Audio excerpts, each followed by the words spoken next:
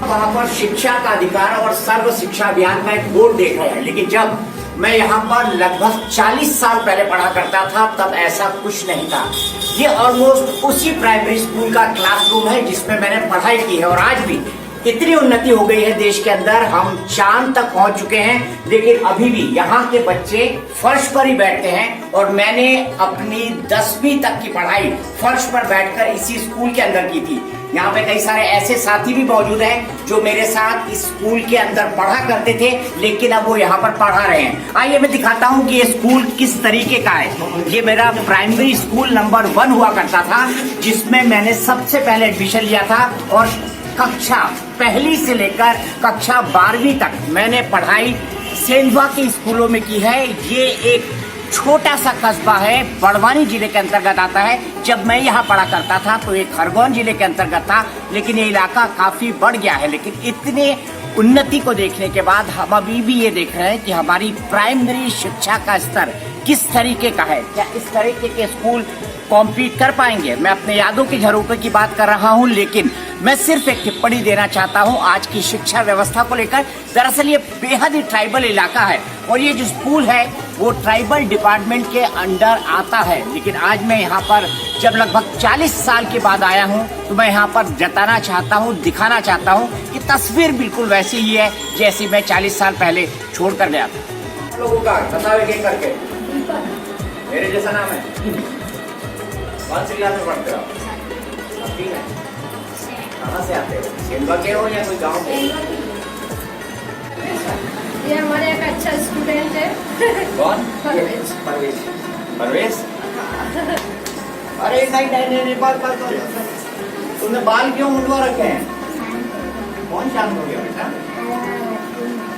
अच्छा, राजपुर में रहते हैं आपके लोग? तो परिवार वाले राजपुर में रहते हैं, किसके साथ रहते?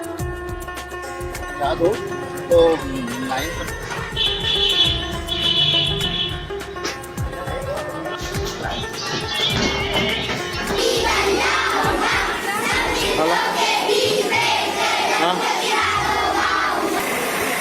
आप सब लोग सेंधवा के रहने वाले हैं? सभी लोग? आपको तो मैं जानता हूँ। बच्चा कमी नहीं। आपका क्या नाम है? रत्ना निकल। न्यूज चैनल में दीपक जी चौरसिया हमारे सेंधवा नगर के और वर्तमान में पूरे वर्ल्ड में न्यूज चैनल के माध्यम से दीपक भैया आप लोग टीवी चैनल पर देखना, भैया हमेशा दिखेंगे आपको। ठीक है।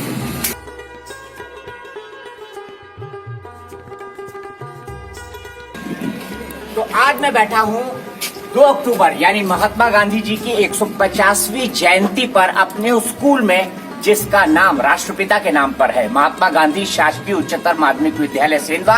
ये आदिम जाति कल्याण विभाग यानी tribal affairs ministry Madhya Pradesh सरकार द्वारा चलाया जाता है। और मेरे एक साथी गौस मोहम्मद खान जो मेरे 9वीं 10वीं और 11वीं और 12वीं के साथी थे और आज स्कूल के अंदर पढ़ा रहे हैं, वो भी मेरे साथ हैं। आइए अब आपको इस दिन हम आ गए हैं तो मैं आपको दिखाना चाहता हूँ मेरा वो क्लासरूम जिसमें मैंने 11वीं के अंदर पढ़ाई की थी।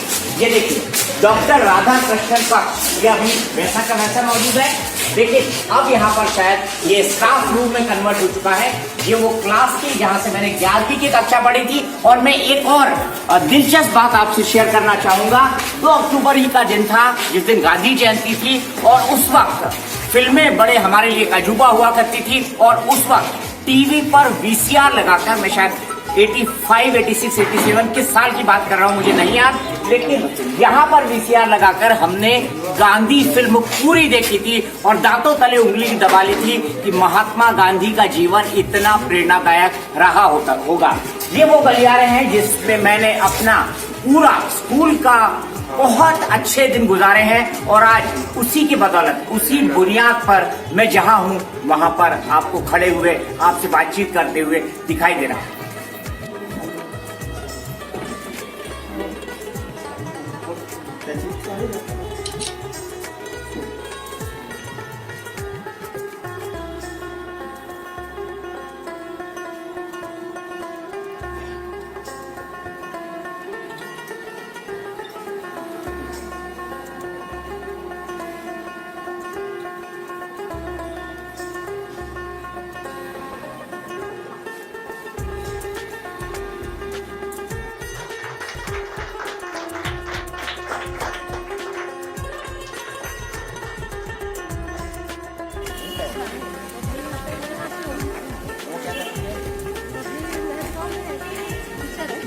हमारे जमाने में इतने बड़े बड़े स्कूल बैग नहीं थे, लेकिन ऐसा ही एक स्कूल बैग लेकर मैं इस मंच पर आया करता था और इसी तरह रखकर इस मंच पर मैंने चढ़ना सीखा, खड़ा होना सीखा और उसके बाद बोलना सीखा।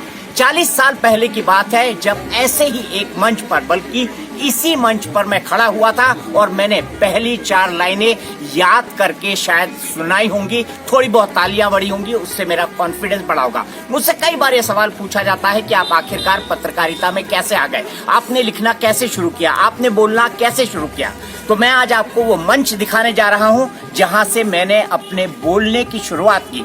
मेरे ख्याल से महज 8 या 10 साल की उम्र रही होगी जब पहली बार खड़े होकर मैंने इसी स्कूल के मंच से बोलना शुरू किया और आज लगभग 4 दशक के बाद इस मंच पर खड़ा बेहद फक्र का अनुभव कर रहा हूं, क्योंकि मेरे पीछे मेरा पूरा स्कूल है और यहाँ की नई बैच इस वक्त 2 अक्टूबर यानी गांधी जी की 150वीं जयंती मना रही है। और ये बेहद संयोग का विषय है कि स्कूल का नाम भी राष्ट्रपिता महात्मा गांधी के नाम पर रखा गया है। महात्मा गांधी शासकीय उच्चतर माध्यमिक विद्यालय सेंधवा है और ऐसे कई मौके रहे होंगे जब मैंने यहाँ पर 15 अगस्त, 26 जनवरी या फिर गांधी जयंती को सेलिब्रेट किया होगा। तो बचपन की यादों को ताजा करने के लिए एक बार मैं फिर जाता हूँ स्कूल के अंदर।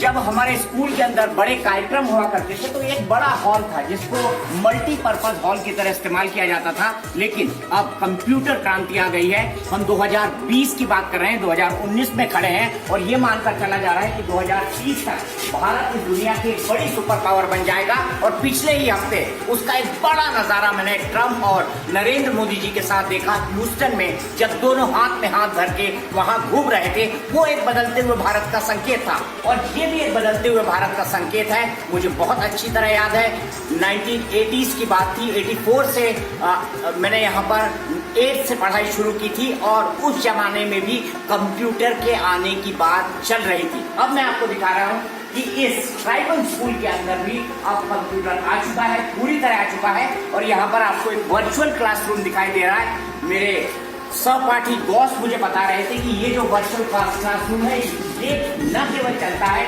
बल्कि यहाँ से कई सारी कक्षाएं संचालित होती है जिसमें लोग भोपाल से जुड़ रहे हैं वर्चुअल क्लासरूम के जरिए और यहाँ से बच्चे सवाल पूछते हैं और इस तरह से सवाल जवाब होते हैं। तो प्रगति के पथ पर मुझे लगा शायद प्राइमरी स्कूल में कि हम बहुत आगे जाते हुए नहीं दिखाई दे रहे हैं, लेकिन यहाँ पर जब देखा तो एक बदला हुआ रूप देखने को मिला। लेकिन फिर भी मेरा एक सवाल मन में है, प्राथमिक स्कूल आपके जीवन की पहली बुनियाद होती है, तो क्यों ना पहले बुनियाद मजबूत की जाए, तभी इमारत मजबूत बनेगी।